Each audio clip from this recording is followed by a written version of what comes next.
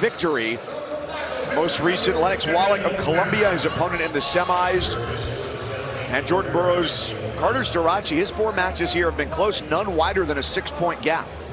Yeah, well, he hasn't been himself. I mean, you can see the large knee brace on his right leg. He's been a little bit limited and hindered by the injury that he sustained about a month ago. Early blood. We got blood right away. Early blood time.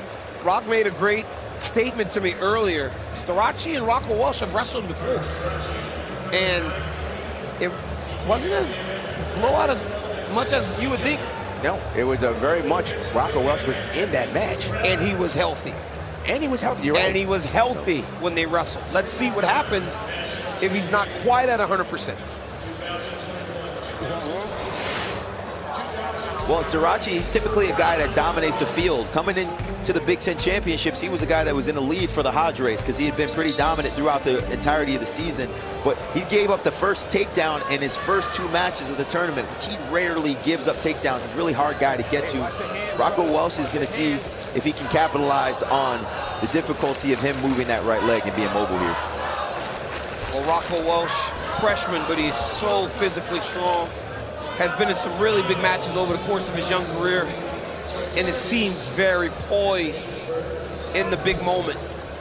In Ohio State's having a sneaky good tournament. Got 2 guys in the finals, already a national champion in Jesse Mendez at 141 pounds, and got an opportunity to have a true freshman try to stop history here. You know what Rocco Welsh reminds me of? It's kind of like a no-hitter. You're in the bottom of the 9th inning, and you've got a guy on the brink of doing something extremely special. Can he stop Carter Starocci from doing what most believe is inevitable? And if he's going to do it, it's not going to be with a bunt. No. Yeah, he's going to have to. I would try to bunt. Somebody had a no-hitter on me, I'm bunting. I'm going to walk up to the plate, point to the field like I'm going to hit a home run, and I'm going to bunt. Be the Babe Ruth of bunting. I'm going to do the Babe Ruth of bunting. We talk about the youth of Ohio State. They have 7 guys that came to the NCAAs that had no experience in the NCAAs, and look how they're performing right now. Coach Ryan said one thing. He said, don't let stress become distress. And these young guys have proven that they can be in a tough situation and still perform. Well, and here's another thing about Ohio State. You look at Penn State, you look at the landscape of college wrestling, you look at the seniors, you look at the people leaving lineups and who's returning. And when you look at Ohio State, they get a couple guys to develop out of their room, or they go and get a guy from somewhere else. And Ohio State has an opportunity to go chase them dudes down like they did that year with Kyle Snyder and all those guys. They won that national title. That's right. They built a really good team. And that was really the start of the transfers, when they got a great guy like Joey McKenna at 141 pounds to fill in with Keyshawn Hayes and Nathan Tomasello and Kyle Snyder and the Jordan brothers. We got a stalling already. Yeah, these refs on that stall call tonight. Well, here's the thing. I'm very impressed with how physical Welsh is, that he's going right there with Carter Starocci, not really conceding. A lot of offense though for Starocci. He recognizes how important it is for him to get a score early. I mean, Welsh has got blood on his forehead. He's got blood on his face. These little half shots are making a difference. Just keep shooting them out. That ref's gonna get him again. That's the second stall on Welsh and the first point for Starocci. That's quick, Rob. With experience in this Ohio State room, Rocco Welsh said on the podium last night, one of his biggest influences, a 3-time All-American teammate who's not wrestling this year, Sammy Sasso. He was shot last year. He's on the road to recovery. We hope to see him back out on the mat soon. But one of the biggest reasons that he went to Columbus, Ohio, and has remained one of his biggest influences there in the room. One thing I didn't expect from Carter Starocci going into this tournament is him to be the guy that was pushing the pace on everybody. That's one thing he's done really, really well this weekend. He has been very physical. He set the pace for every match he's been in. He's made these guys wrestle the type of matches that he wants. So while the guy making the stall calls a little quickly, Carter has set that pace and making him do it. And as they start the second, Angel Rivera reminding Welsh of the 2 stall calls against him. Angel. Down 1.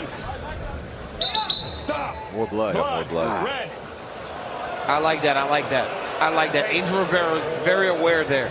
He didn't want to have to call him for stalling. He saw the blood. Let's reset this. Let me try to keep myself out of the match. I don't want to be forced into a situation where I got to be playing a part in this match. Usually when you see freshmen keeping the match close with a multiple-time national champion, All-American, you start to think that they're getting more and more confident. But Carter Starocci's been in so many tight matches, and of all the things that he has with his ability, his technique, it's his mental toughness and the dog in him that he will not concede anything. Yeah, he's showed a lot of determination and grit. Any skepticism we had about his ability to stay focused and to go out and compete at a high level has been alleviated. Look at this. This was the last dual meet of the season. He gets himself intertwined with opponent from Edinburgh and finds himself going into the Big Ten tournament with a knee injury. It's undisclosed. No one knows exactly what happened, but that knee brace is a big indication that it was serious. Right away, he took his headgear off. He knew he was hurt. He knew he was hurt. And so that's why he's the #9 seed here. That was a big topic of discussion before the brackets came out. Where would Carter Starocci get seeded? Because he had to take 1 second injury defaults in 2 matches at the Big Tens. And you saw initially on our brackets, we got him early. He was the 7th seed, and then they reseeded the bracket. I tell you, man, for one day, I was the most important man in NCAA wrestling. I told everyone I had the brackets early. I just never showed them. Everybody was calling me Rock. I was important, man. I'm like, you guys would not believe this. They're like, what? I got the brackets. You got my number. Can I know? Can I know? No, you had it too. You just didn't check the email. You could have been the man, bro. It felt so good. As Welsh stays in there in the middle, he's going to have to make a tough decision. That's, do you want to go underneath Carter Starocci? But Carter Starocci's holding center. He's staying right in that NCAA. His feet are in there. He's staying right in the middle like a phone booth. You're just going to stand there and battle, hand fight. This is very tiresome. Jordan, if you're Rocco Welsh, are all your attacks going to the bandaged leg? Absolutely. I'm right? attacking that thing like crazy. But you know what? Rocco Welsh is still young, and one of the last parts of your game to develop as a college wrestler when you make that transition from high school is your hand fight. Yep. It takes a long time to learn how to stay disciplined in the center, to stay poised, to continue to control ties and hold your ground. And you can see that's why Carter Starocci is beating him up here in the center. Yeah, Carter's really good with the hands, always in control. You hear Logan Stever telling him to keep wrestling. Starocci is playing the game too. Yep. A lot of little knee shots. Yep. Those half shots. Not a knee shot to walking back to the edge of the mat. That's a good call there. You're right. Those are half shots, but keeping his opponent honest. So let's see what Welsh decides to do.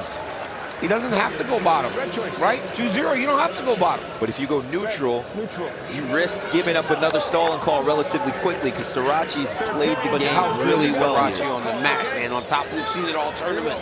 That's right. Well, let's think about this. This puts Welsh in a pretty good situation to maybe sneak one out. Yeah. It doesn't have to be much. He can play the game just as well and sneak it out. Meet Displate Lumino. The new generation of illuminated art is here. He gets it. Yep. Well, one of the things about injuries, guys, typically it sharpens up all your other senses, right? Yep. When you lose the ability to be flexible and mobile with your right leg, all of a sudden you start to understand, okay, I've got to hold center, I've got to hand fight, control the wrist, control ties, do things I wouldn't typically do.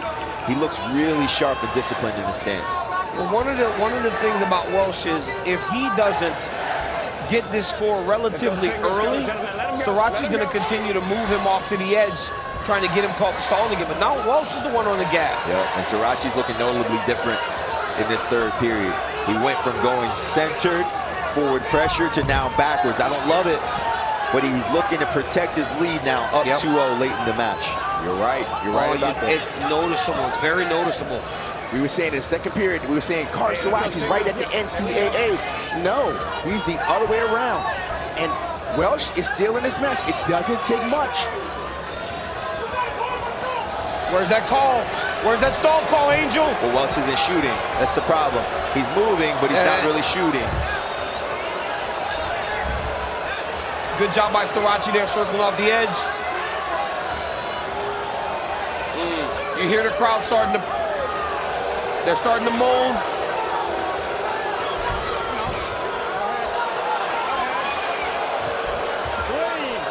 Nice re-attack there by Starocci.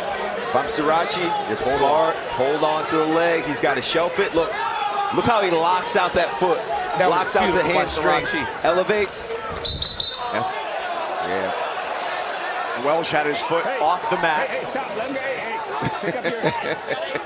Hey, he ain't showing no love here. No What a love lost. They're reattack. like, hey, bro, I don't care what you're trying to win tonight. What a re-attack by Starocci. 8 seconds left. Let's see what he can do. Go backwards. Oh, he's in a circle, yep.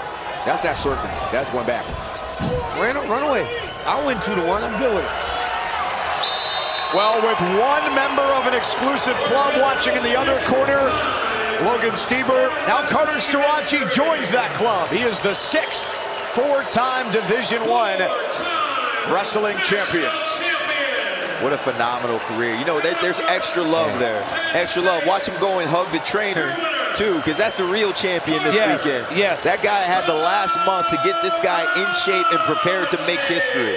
Sometimes when you're injured and you're in position, it really humbles you because you got to rely on your team.